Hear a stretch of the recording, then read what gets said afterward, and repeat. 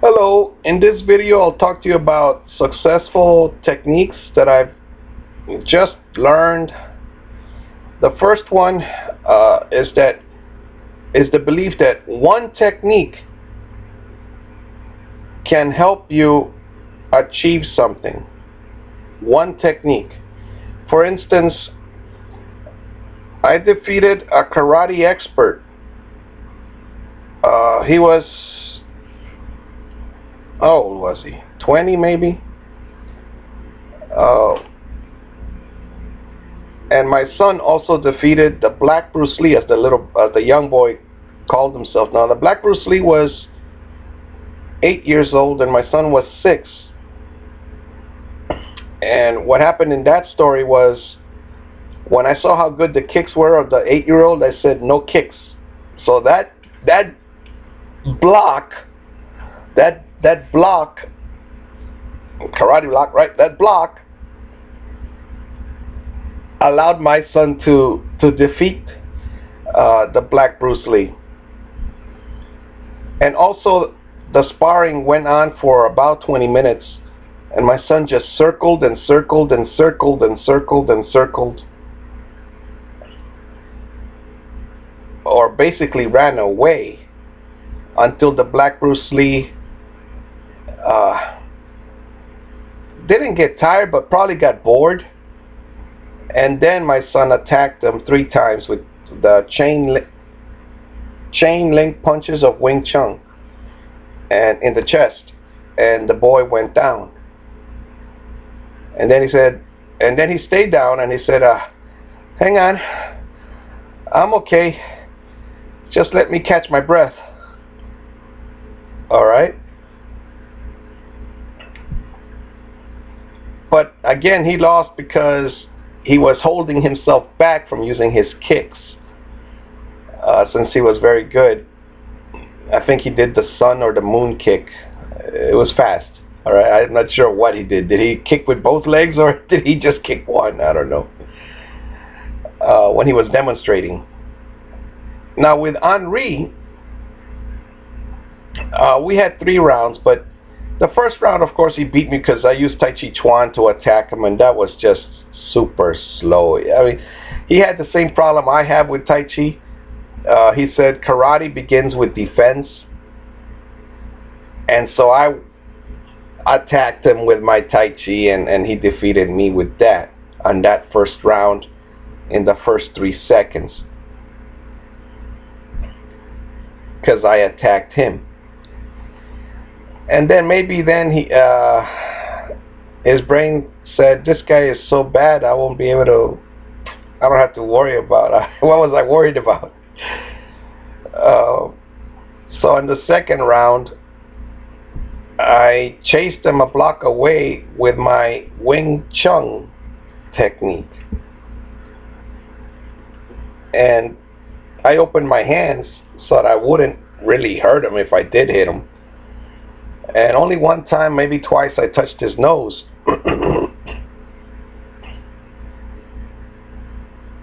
And I say I defeated him because he had no technique against it. You see? And he had never, I'm sure he had never sparred with a Wing Chun guy, because I'm no way near a Wing Chun expert. I just saw that on the video, and I said, my teacher mentioned a special punch like that. But my teachers were sideways. No, like upright. But well, Wing Chun is straight line, and my teachers were almost like this, like a bicycle.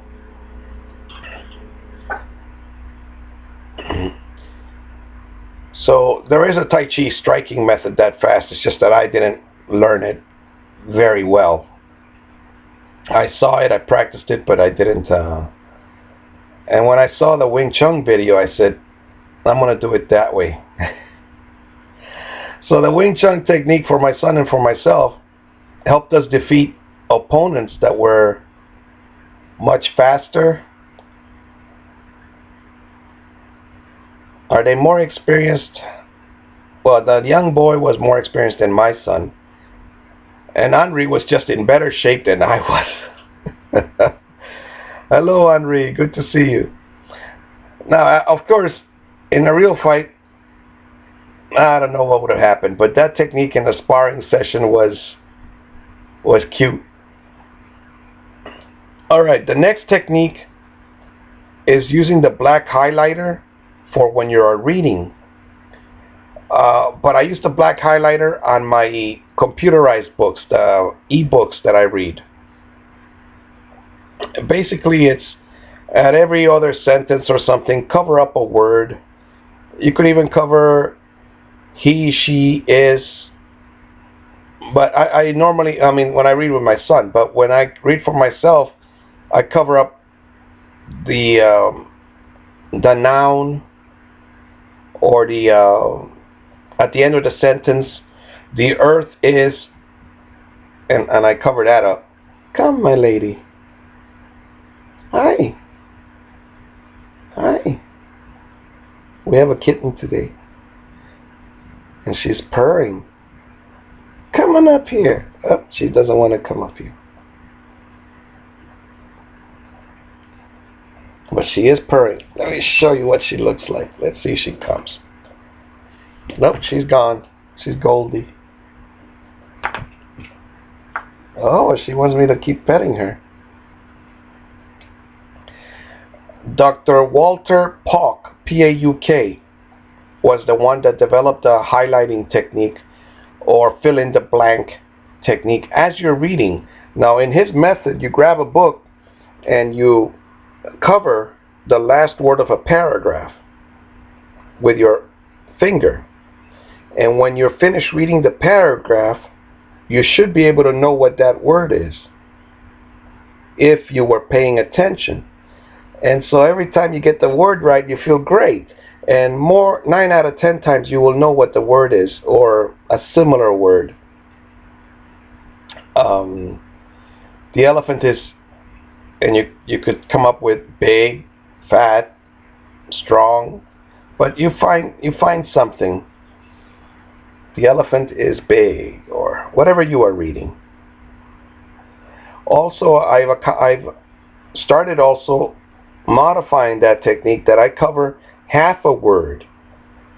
For instance, I'm reading on electrons, protons, and neutrons, and atoms, and I would cover up the word electron. I would only cover up the tron part, because these words are new for my son. The electrons have a negative, that's another one I covered, charge. So that technique for reading new words, new vocabulary, has helped me out. All right, the third technique is the videotaping technique. In the third video, in this one just helped me finish what I started to do.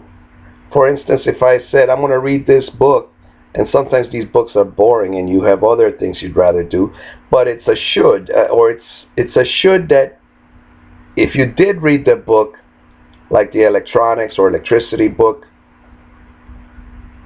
you would be one step closer to achieving your dream of building a robot or whatever your dream is. At least one step closer at figuring out why that light switch turns on sometimes and sometimes it doesn't. You know, do I need a new light bulb?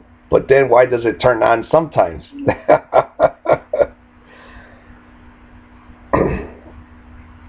The fourth technique is to just read about it and do nothing else technique.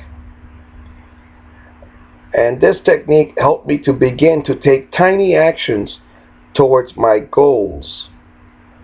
Because what happened is, sometimes I have a big goal and it's so scary that I just stand still and don't take any action.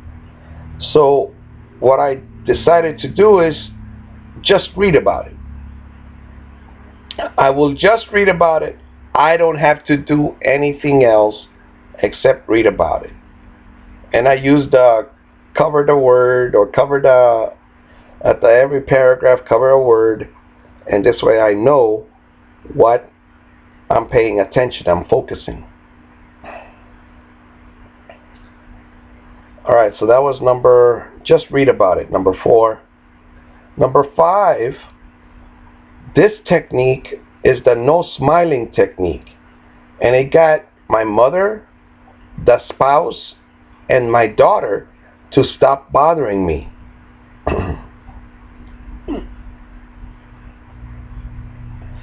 That technique actually, it might work with strangers and other bullies, but it definitely works with family members, because it reminds me not to play around with them, because all 3 of those women are very dangerous. The daughter, just because she's moody, she has been slamming the doors for 2 years. She hasn't slammed the door this year, but at Christmas, no, before Christmas. Oh, no, yeah, one time this year. That's the second time I got Baker acted, I think. Oh, no. Well, either way, one time this year maybe. And nothing happens to her. My son slammed the door one time and he got grandma to hit him with a belt, you know? There's a big difference for boys and for girls. So if you're a man, I'd recommend you live alone. That's the only place you can really smile. And you can go and get your go play with your kids and then bring them back. So the no smiling technique. Number 6, is it a technique? The walking to the school Boy Scouts presentation technique. Well, by acting like I didn't have a ride to get there, so I walked over there. And I could have told the spouse, I'll wait for you after work and let's go over there, but that means that she would have not gone. And she would have started arguing. Whereas I didn't tell her anything. I mean, there were other people here in the house, so she knew where I was. So the spouse just went over there.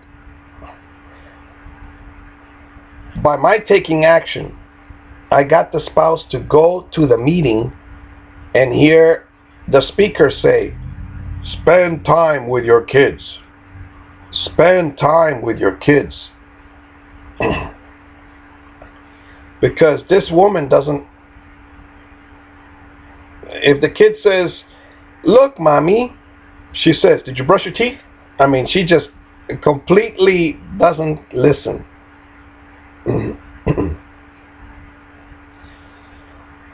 All right.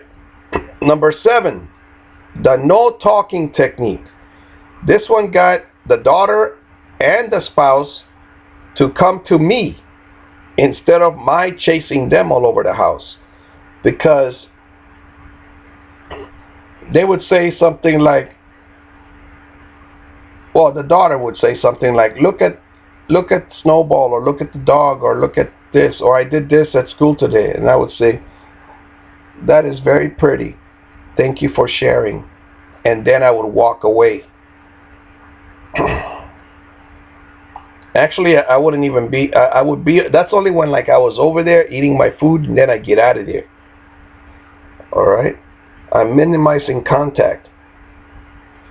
And now we're playing basketball on a daily basis with my daughter.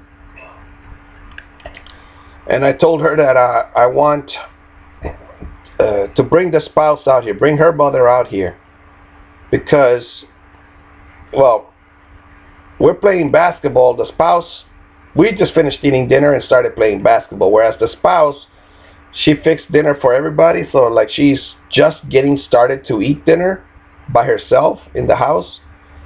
And I know she sneaks into my mother's room. Well, doesn't sneak in there. My mother and her start watching novellas, which I don't want that to happen. So I told the daughter to go get the spouse to be with us, and I used the excuse that my daughter had been arguing with my son over the basketball. What they did is the daughter threw the ball to my son's ball to the neighbor's fence, and then my son threw my daughter's ball to the neighbor's fence on the other side. And so I said, so the next time I said, let's just bring your mother out here. And I know that won't happen when Mama is around. Because my daughter, she knows I don't punish her. And I don't punish her because the spouse Baker acts me if I punish my daughter. I take away her Kindle or something. So, well, what ended up happening was the reverse of what I wanted. Instead of the spouse sitting down and eating dinner and watching us play basketball, the spouse said that there are too many mosquitoes and everybody go inside. And there's no talking after that. She just said, everybody go inside. There are too many mosquitoes out here. All right, technique number 8, the yes-no technique. Are you ready for your tea? I got this from a police officer. I was at the park and I was talking with this other dad, and it was dark. It may have been about 8:30 or 9 o'clock, and we never saw the guy with the yellow lights that closes the park. He's the worker in the pickup truck. So the police officer saw us too, and he stopped his car and he looked at us. He may have been 20 feet away, and he said, "Are you leaving?" And then I said, "Yes." And yes, you know. And then I said goodbye to the other man, and we both called our kids over. So now I use that technique with my mother. I say, "Are you ready for tea? Dinner is almost ready. Will you be joining us?"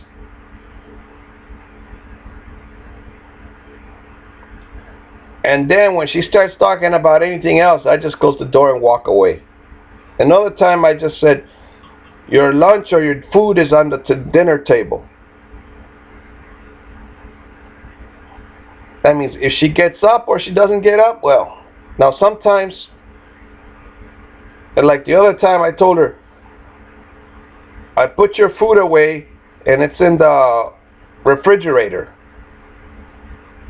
But then she couldn't find it because it was in a Tupperware. We have like 5 or 6 Tupperwares in there, and we don't have a light in the fridge right now, and nobody knows where the light bulb is. So we gotta take out the light bulb, go buy a new one. So the spouse is handling all of that. So we've been like that for about a week now. The yes-no technique. Number 9, the let the spouse work technique. That got the female spouse to learn English, and now she instantly puts on shorts or pretty sweatpants after work. All right? Because before I used to say, "Please sit down with us. Please sit down with me. Please sit down. Please sit down." And she was so fast, flying all over the place, this way, that way. And then I think she had her uniform on and she was watching the novellas. I don't really remember, but she was just one of these people that I don't have time for a husband, all right? That doesn't work. So now though, she's not really sweet. But she comes home, her feet hurt, she changes her shoes, she changes her uniform, she's got her, I'm like, wow, she looks softer. She really does look softer. if that's possible. She's a very, very, where are my fists? Very tense person. You know, walking like that. Frankenstein. But now she changes. And I did, you know, we bought this house from a police lady. And she was wearing the uniform one time that they were fixing the sink, that something was broken. Her husband was fixing the sink. He was a guy that does landscaping. And he was polite, and she was polite too, but she just wouldn't sit down. We said, you could sit down. And she said, no. And so she just bounced from one side to the other leg, to one side to the other leg.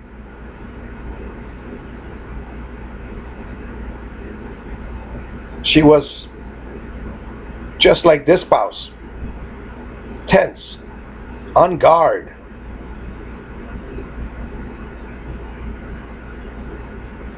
All right. So now technique number 10, or a strategy, the no driving technique. Got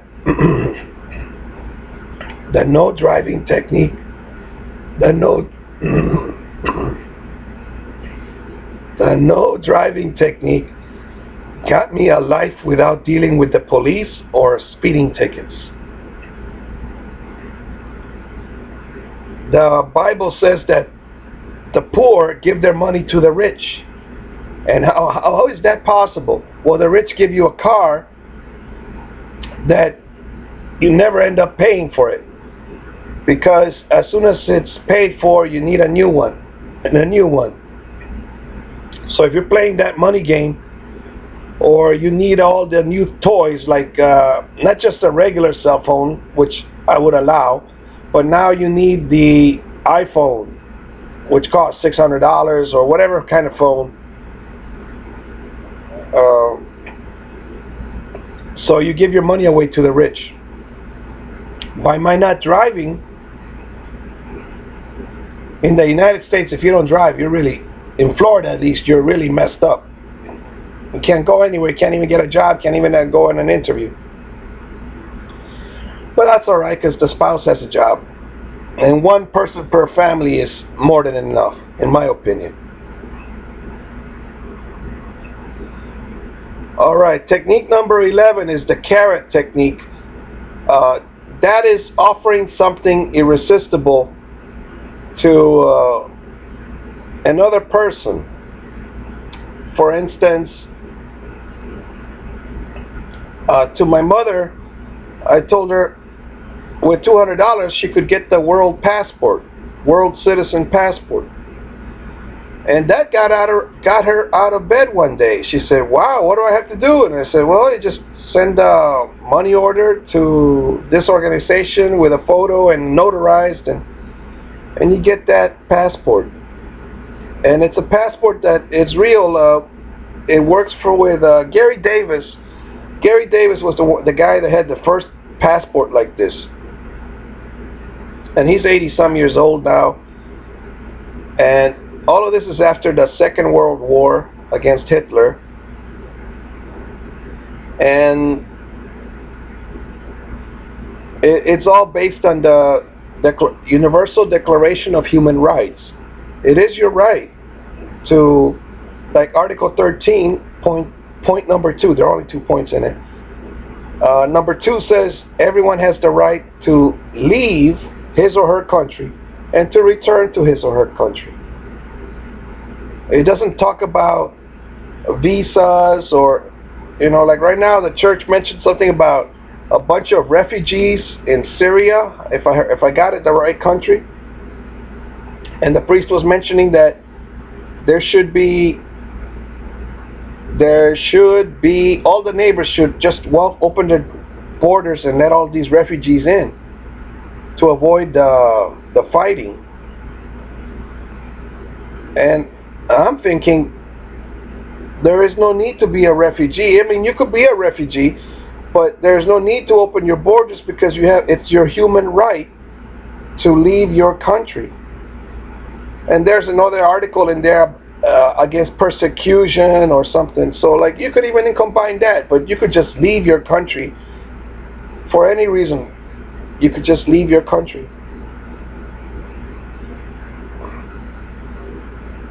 All right, that was number 11. Number 12, the space technique. Uh, this one means that everybody needs their personal space, and this technique gets the kids to get along. It was in the movie with Jet Li, Fearless, that movie. There was one more technique that I don't remember just now. Let's see if God will help me remember it. When I was reading number 4, it came to me. Oh well, these techniques will help you. All right? You gotta take time to think and to ask questions. Ask questions to yourself. The Bible says, get wisdom in one of the Proverbs. And then I changed the words around. I said, well, what if I say buy wisdom? Then I said, well, what if I change wisdom to knowledge? Buy knowledge.